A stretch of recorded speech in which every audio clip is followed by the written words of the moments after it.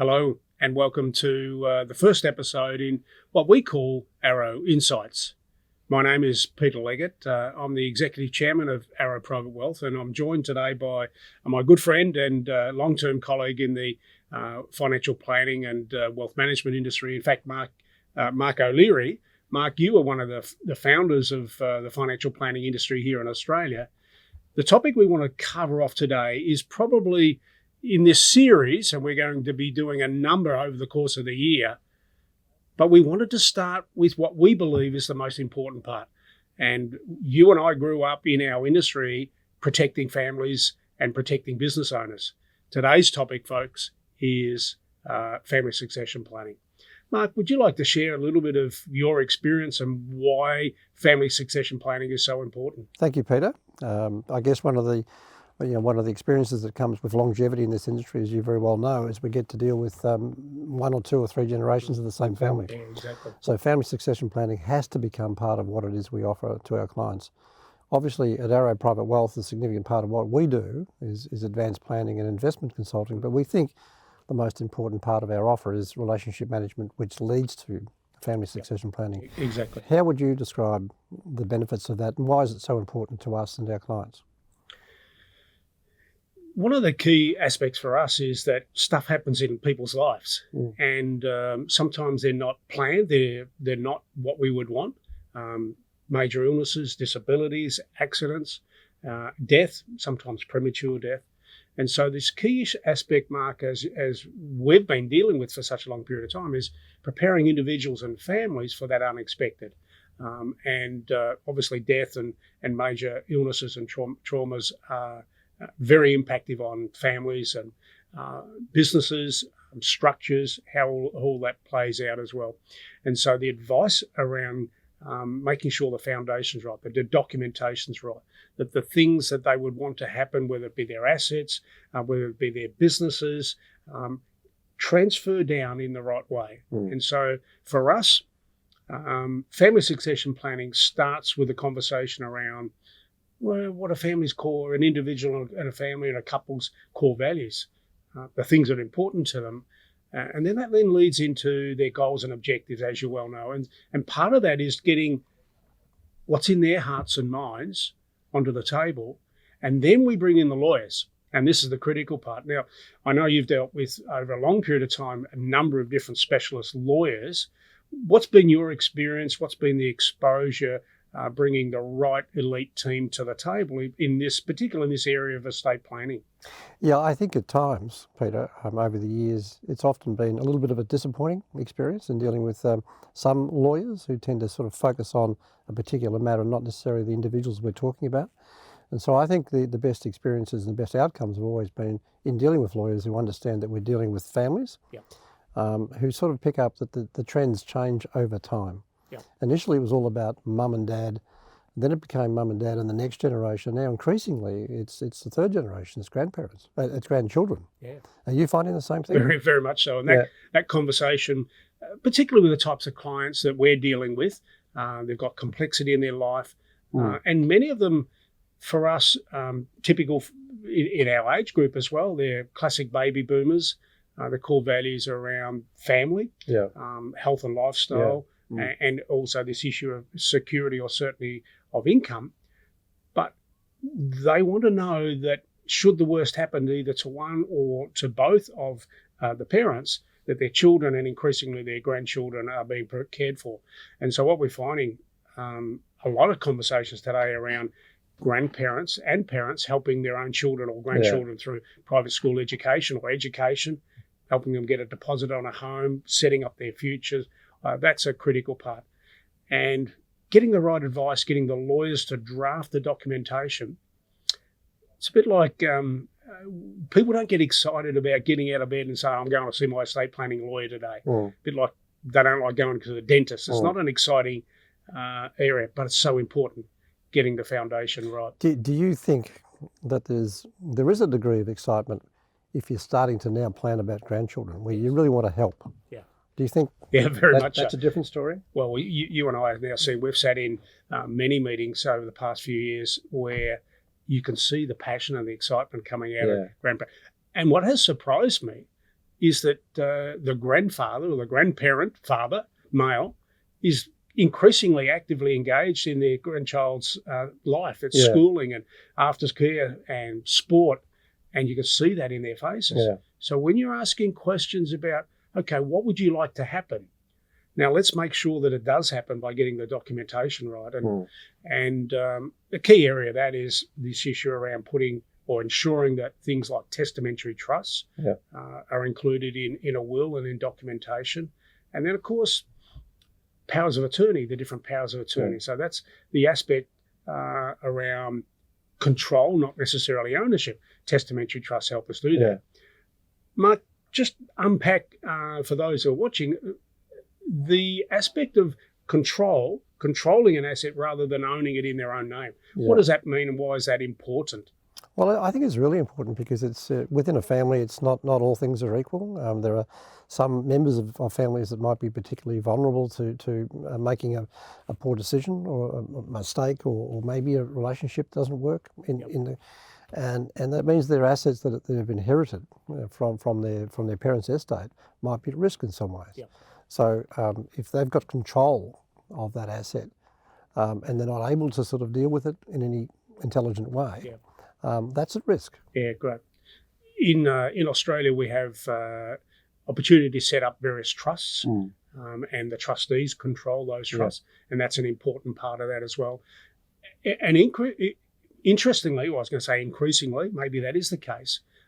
We're seeing that now in NDIS situations where money is coming down for people inheritance inside a family who don't have always the same economic capacity to control or manage their own affairs.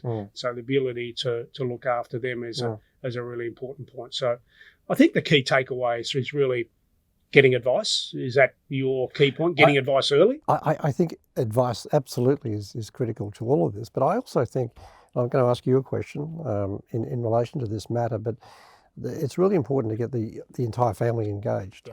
I mean, what do you think are the steps you need to go through to sort of include the next generation so they know what's happening? Yeah, it's something that we at Arrow Private Wealth really pride ourselves on, and what we call these family succession planning meetings. And so it's engaging that next gen into the meeting, having conversations with mum and dad in the room, talking about what's in their hearts and minds, what they would want for their children and or their grandchildren. So they're hearing from mum and dad firsthand, not at the end of a funeral service and we're thinking, oh, gee, I wish I'd spoken to mum or dad about this more often, or understand what they wanted to do about that. But in those sorts of meetings, what our family succession, extraordinary passion, the acknowledgement of what mum and dad have done and what they've set up and the legacy.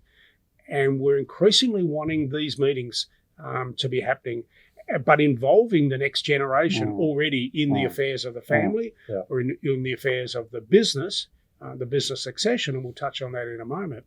And then increasingly, what comes out of that is advice and strategy for that next generation as well. And unsurprisingly, how many of their children, so let's say in their 20s, 30s and 40s, who have no wills, they've got mortgages, they've got no wealth protection, got young children at schooling, and they've got expenses around that, and yet they're very vulnerable. And so what we're seeing, and I'll just throw back to you before we move through to a couple of points on business succession.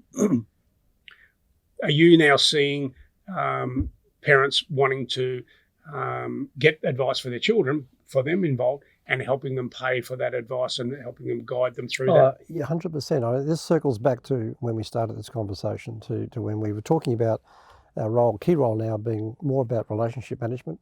I think when we started our careers, it was about being an advisor to individuals or families. Now we're managing those relationships. And that's a really important part of what we do. Yeah, it's a critical part. Mark, the other part of family succession planning is, for many of our clients, they run businesses, family-run businesses. And we're now seeing that next generation, we're talking about that a couple of times here, the transfer or the thinking of the transfer. What am I going to do with this business? How do I transfer it inside the family, or potentially looking to prepare to sell the business? What are the key issues that you as an experienced advisor sitting with business owners, you've been doing this a long time, what are the key issues that they're discussing with you, that they're talking about, and what are for those that are watching, and again for our business clients who are engaged in this podcast, what are the things that you would say to them that they should be considering doing now? Well, I think if we're talking about it from a succession planning perspective in relation to the family, the key, for a lot of our clients is equalisation. How do we we've got a son or a daughter engaged in the business. We've got 2 or 3 that aren't. They're doing their own thing professionally. How do we, through the estate, equalise that so that there's no disadvantage, which could lead to conflict in the event of their passing? So I think equalisation is a major concern. It's not a matter that people really readily deal with, and there's no obvious solution in their mind. So that leads to inertia. There's no decisions being made. Yes. Yep. Estate equalisation is a massive point, and what we're finding increasingly, Mark, is that the parents and all the grandparents, but are helping their children with deposits on family homes. They're gifting or lending money, interest-free, but there's no documentation anywhere. And it comes to the passing of a business asset or a family asset, this aspect of making sure that the clauses are written correctly, both in a business situation as well as an estate planning situation, that the family understand what's going on. It's clear what mum and dad's intent was, and avoiding family disputes, etc. The other key part of that, both on the business part of it, is family law. We're seeing divorce, separation, family law splitting up as well. And that's where this getting of advice for a business, how businesses come down that next generation, or the structure around control around that is so important. What's been your, the advice that you've been giving people around this aspect of business succession, and again considering family law that's out there today? Well, I think from a starting perspective, a lot of our clients, a lot of our business owner clients, have got very little idea about what the business is worth in the first place. Right? And so there's in many cases, in most cases, it's their major asset. It's what drives their family's lifestyle. So a starting point is to understand what their business is worth in the first place. And so it's then a question of, okay, well, in the event of our passing, how's this going to get into our estate? And we look at our family tree, and we do see that there's families that some of our family members have got issues, with their partners. How do we deal with that? And again, it comes back to the point that you raised before, which is the testamentary trust.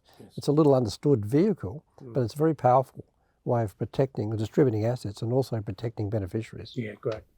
Well, thanks for your time today. This has been an important session, family succession, when things don't necessarily go right from a health or a medical or a death or disability point of view, and equally on the side of thinking about preparing a business for transition, either for sale or transition. And today, this concept of money that's in transition, money coming down the line, and we'll talk about that in a future episode as well. I think the key point as we wrap this up, Mark, is really important to get advice. Seek out right professionals, and we at Arrow Private Wealth, this is one of our core starting points. Family succession that leads to estate planning, understanding a family's core values, making sure that the things that are in their hearts and minds can be documented. And then bringing the elite team to the table, bringing their accountants and their lawyers and their bankers and their brokers and their financial planners to the table so that there's collaborative and right outcomes for a family. I hope that you've enjoyed this first episode. Stay with us. There's other episodes to come. But from myself and from Mark at Arrow Private Wealth, we wish you all the best. Bye for now.